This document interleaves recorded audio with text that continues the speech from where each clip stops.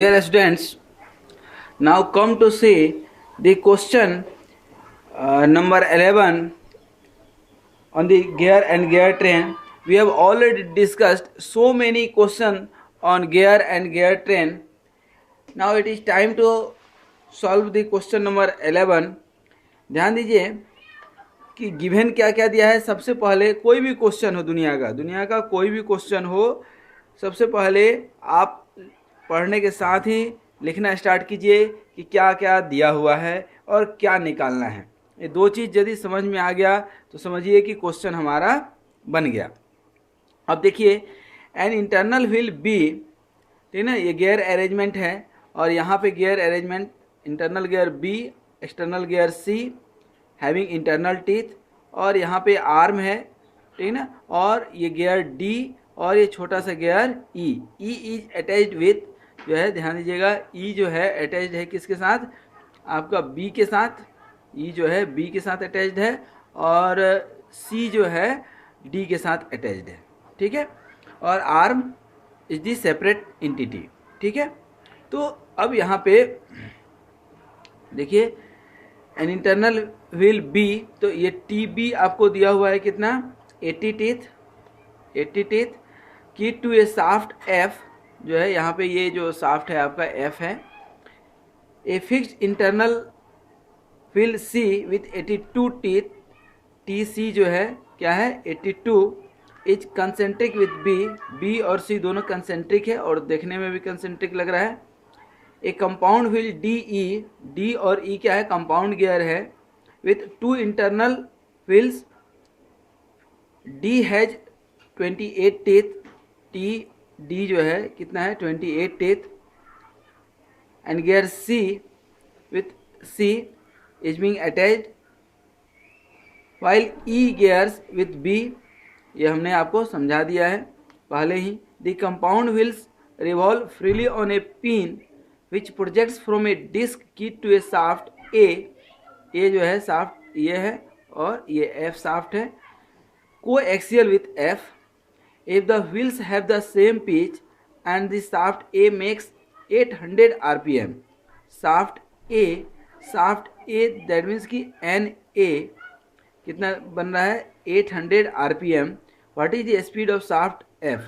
shaft F का निकालना है आपको, ठीक है, और ये shaft A का दिया हुआ है, ठीक है ना।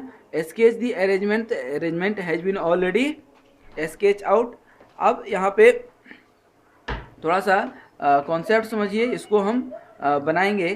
तो सबसे पहले इसका अरेंजमेंट में आप थोड़ा सा ध्यान दीजिए कि इंटरनल जो आपका है, चूँकि यहाँ पे बी सी और डी मालूम है, ई नहीं मालूम है, ई हमें निकालना है। ई कैसे निकलेगा ये ध्यान से समझिएगा। तो ई निकालने के लिए सबसे पहले देखिए, बी गियर को यदि हम लेते हैं, गियर बी को यदि हम लेते हैं, ध्यान दीजिए, तो डी बी गियर बी क्या लिख सकते हैं हम, डी सी, डी ऑफ सी।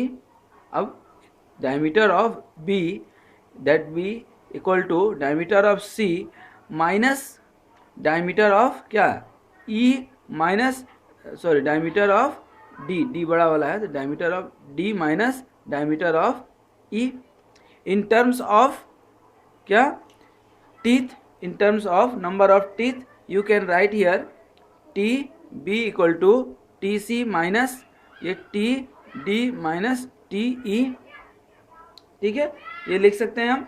तो यहाँ से देखिए, तो आपका बी मालूम है 80, सी मालूम है 82 माइनस ये 28 माइनस टी ई, तो therefore you can calculate here T E and that will come 26।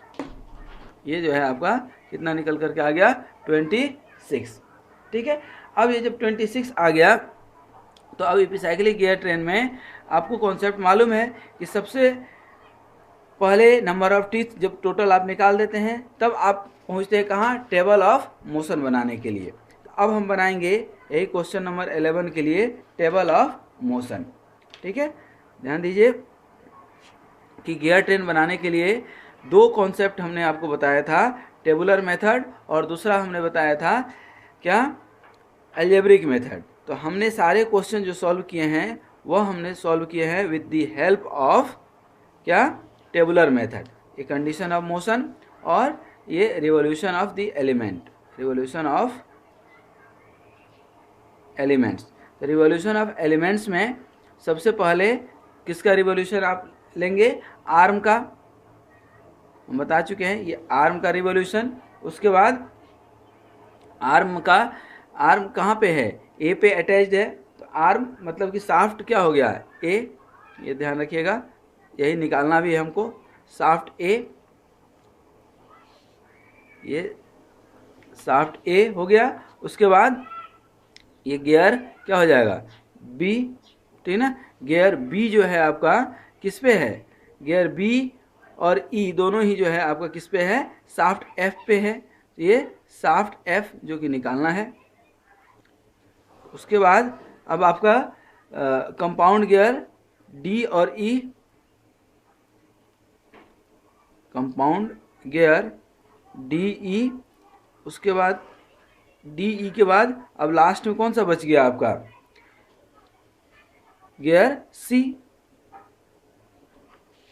ये आपका जो है क्या हो गया, motion of table. Motion of table जब बन गया तब फिगर को एकदम बिल्कुल दिमाग में रखना है, ठीक ना, क्योंकि नंबर ऑफ टीथ निकाल चुके हैं तो कोई दिक्कत नहीं है, ये फिगर दिमाग में रखना जरूरी है। फर्स्ट कंडीशन अभी तक आपको याद हो गया होगा। पहला कंडीशन में ही हम लेते हैं क्या, आर्म क्या है फिक्स्ड, आर्म क्या है फिक्स्ड, और सेकेंड नंबर व्हील बी या gear B rotates with +1 revolution.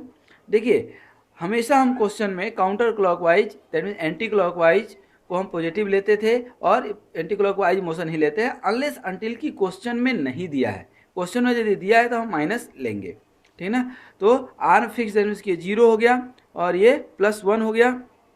Gear B तो कंपाउंड गियर डी ई का वेलोसिटी क्या हो जाएगा, ये प्लस, ठीक ना, तो ये भी प्लस में कंपाउंड गियर है चूंकि, तो क्या हो जाएगा टी बी अपन टी ई, बी के साथ क्या है अटैच, देखिए बी के साथ ये बी के साथ ई अटैच्ड है और सी के साथ डी अटैच्ड है, तो यहाँ पे गियर सी की वेलोसिटी आप निकालेंगे तो ये क्या हो गया T B upon T E तो होगा ही होगा ये वाला, और डी चूंकि सी के साथ अटैच्ड है, यहाँ ध्यान दीजिए डी जो है आपका सी के साथ अटैच्ड है, सी आउटर और डी ये बड़ा वाला, तो डी क्या हो जाएगा टी डी अपन टी सी, ये आपका ये गियर है, ठीक है।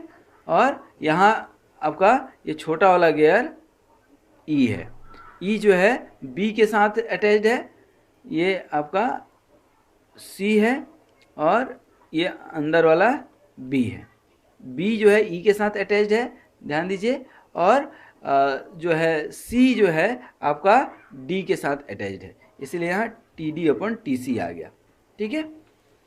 अब सेकेंड नंबर कंडीशन क्या होता है, आर्म फिक्स्ड और गियर जो आपका बी है will revolve with x revolution, तो ये 0, ये +x और ये क्या हो जाएगा +x T B upon T E, और ये क्या हो जाएगा +x T B upon T E into T D upon T C. उसके बाद थर्ड कंडीशन क्या होता है कि आर्म को रिवॉल्व करना है, दैट मीन्स कि सभी एलिमेंट रिवॉल्व होगा, दैट मीन्स कि 8 + y revolution to all elements, तो ये क्या हो गया +y और +y, ठीक है।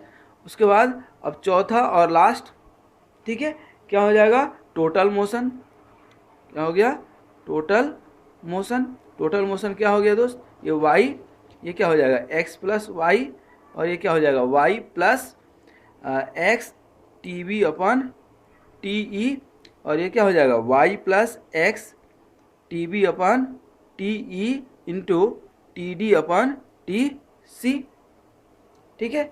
अब जब टेबुलर जो है आपका ये बन जाएगा टेबल ऑफ मोशन, उसके बाद अब क्वेश्चन के कॉन्सेप्ट पे हम पहुंच जाएंगे। क्वेश्चन का कॉन्सेप्ट क्या है। तो सबसे पहला क्वेश्चन यही दिया है कि व्हील सी इज फिक्स्ड, ठीक है ना, व्हील सी इज फिक्स्ड। आपका देखिए यहाँ पे